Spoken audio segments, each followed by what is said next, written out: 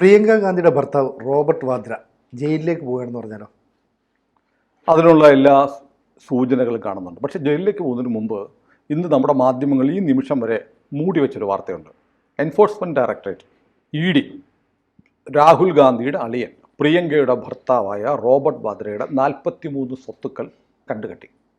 37.64 കോടി രൂപ വില വരുന്ന പ്രോപ്പർട്ടീസാണ് ED അറ്റാച്ച് ചെയ്തത്. ഇന്നലെ നടന്നതാണ്. എന്നിട്ട് നോക്കൂ, നമ്മുടെ ഒരൊറ്റ മാധ്യമത്തിലും വാർത്തയില്ല. വലിയ വാർത്തയാവേണ്ടതാണ്. അപ്പോൾ അത് മാധ്യമങ്ങൾക്ക് ഈ ഗാന്ധി കുടുംബമല്ല, ഗാന്ധി കുടുംബം എന്ന് പറയുന്നത് ഇപ്പോൾ നമ്മുടെ പ്രേക്ഷകർ പറയും. ഏതായാലും രാഹുൽ ഗാന്ധിയുടെ കുടുംബവുമായി ബന്ധപ്പെട്ടുള്ള വാർത്തകൾ കൊടുക്കുന്നതിൽ വലിയൊരു അമാന്തം, ഒരു വൈക്ലഭ്യം നമ്മുടെ മാധ്യമങ്ങൾക്കുണ്ട്. അതിൻ്റെ ഒന്നാം ഭാഗമാണ് ഈ പറയുന്ന ഇത്രയും വലിയ അറ്റാച്ച്മെൻറ്റ് ജപ്തി ചെയ്യൽ നടപടി നടന്നത്. അപ്പോൾ രാജ്യത്തെ പ്രധാനപ്പെട്ട ഒരു കുടുംബത്തിലെ, രാഷ്ട്രീയ കുടുംബത്തിലെ മരുമകൻ, അയാളാണെങ്കിൽ രാഷ്ട്രീയത്തിലേക്ക് വരാൻ ജനങ്ങൾ എന്നെ ഇങ്ങനെ കാത്തിരിക്കുകയാണ്, വരൂ നിങ്ങൾ മത്സരിക്കൂ. അമേത്തിയിൽ മത്സരിക്കാൻ വരെ പുള്ളിക്ക് ആഗ്രഹം ഉണ്ടായിരുന്നു. പുള്ളി പറഞ്ഞത് എന്താ, അമേത്തിയിലെ ജനങ്ങൾ എന്നെ ആവശ്യപ്പെടുന്നു, ഞാൻ മത്സരിക്കൂ, ജനങ്ങളെ സേവിക്കൂ എന്ന് ജനങ്ങൾ പറയുന്നുണ്ടെന്നൊക്കെ പറയുന്ന ഈ കച്ചവടക്കാരനാണ്, റിയൽ എസ്റ്റേറ്റുകാരനാണ്, രത്നക്കച്ചവടമുണ്ട്, അങ്ങനെ പലതരം കച്ചവടമാണ് മെയിൻ ബിസിനസ്.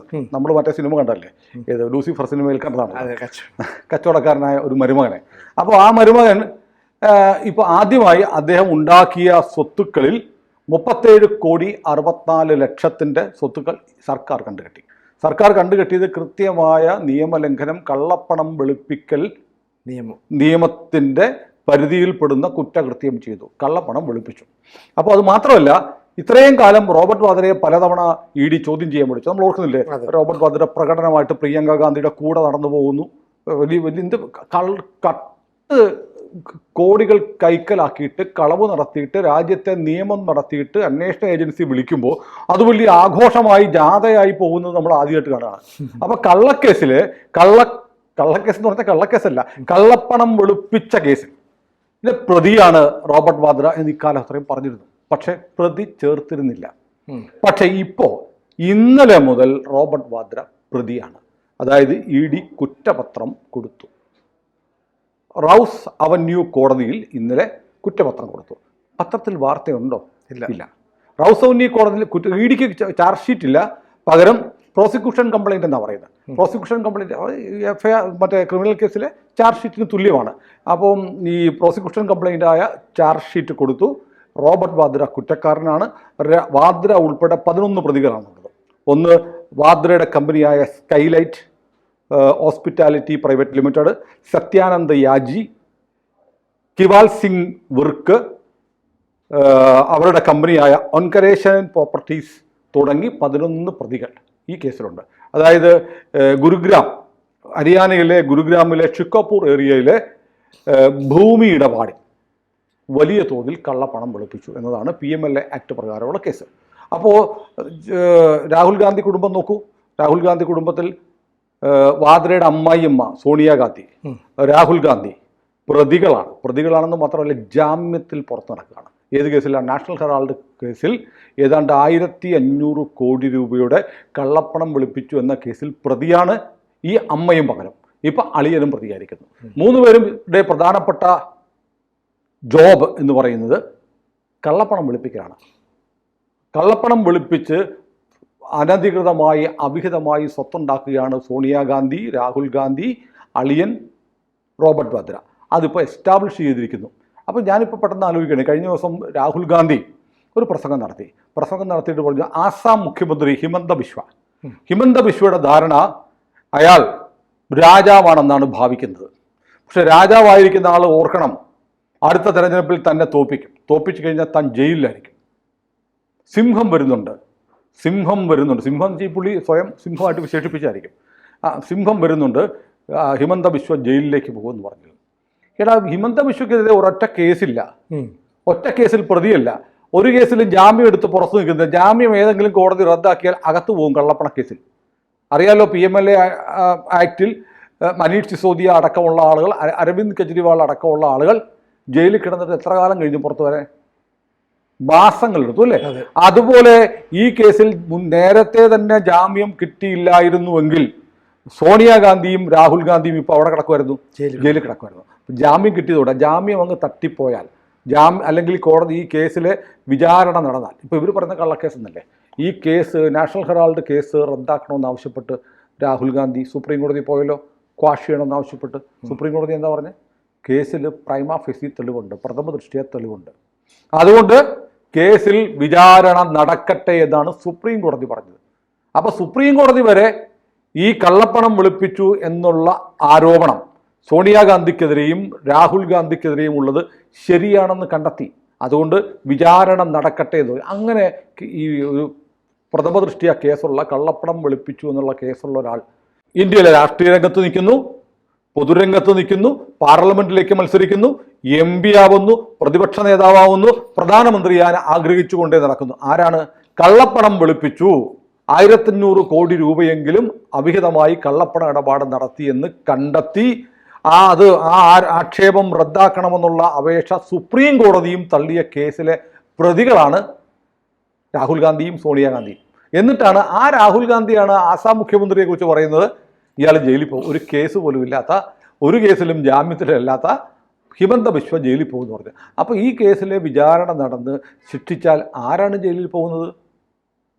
രാഹുൽ ഗാന്ധിയാണ്, സോണിയാഗാന്ധിയാണ്, ഇപ്പോൾ റോബർട്ട് വദ്രയാണ്. അപ്പോൾ ഈ വീട്ടിലെ മൂന്ന് പേരായി. ഇനിയിപ്പോൾ പ്രിയങ്കയുടെ കൂടെ എന്തെങ്കിലും ഒരു സാധനം വന്നാൽ മതി. റോബർട്ട് വദ്രയുടെ കേസുകൾ സ്വാഭാവികമായും അന്വേഷിച്ച് വരുമ്പോൾ അത് പ്രിയങ്ക ഗാന്ധിയിലേക്ക് എത്തും.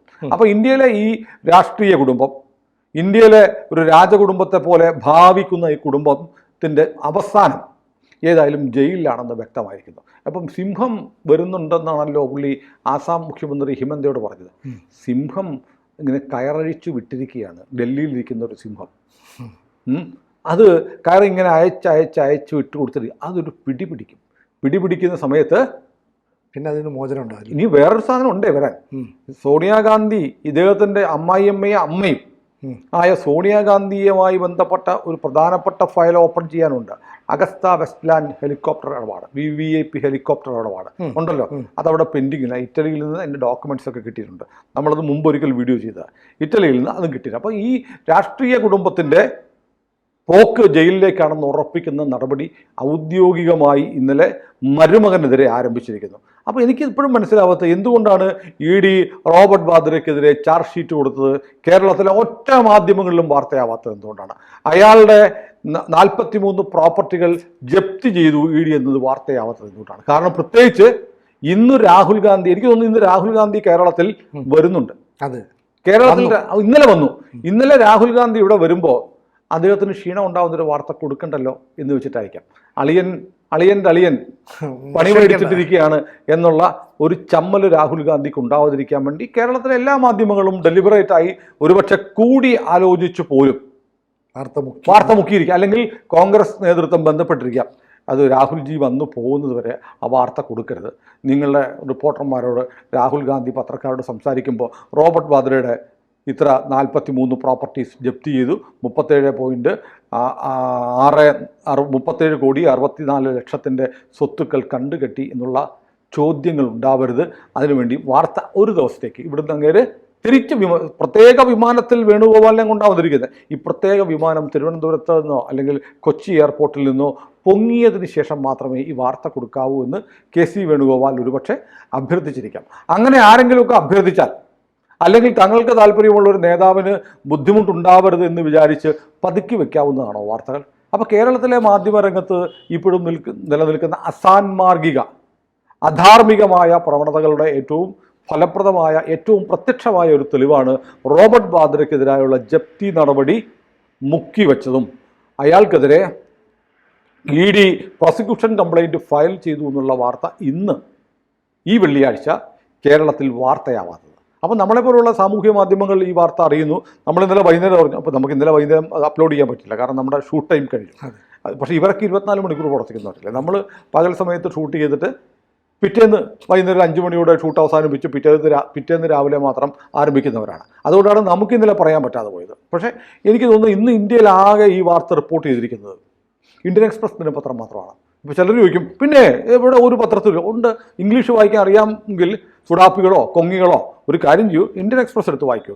ഇന്ത്യൻ എക്സ്പ്രസ്സിൽ വാർത്ത കൊടുത്തിട്ടുണ്ട്, രാഹുൽ ഗാന്ധിയുടെ അളിയനായ റോബർട്ട് വാദ്രയുടെ 43 പ്രോപ്പർട്ടീസ് ജപ്തി ചെയ്ത വാർത്തയുണ്ട്.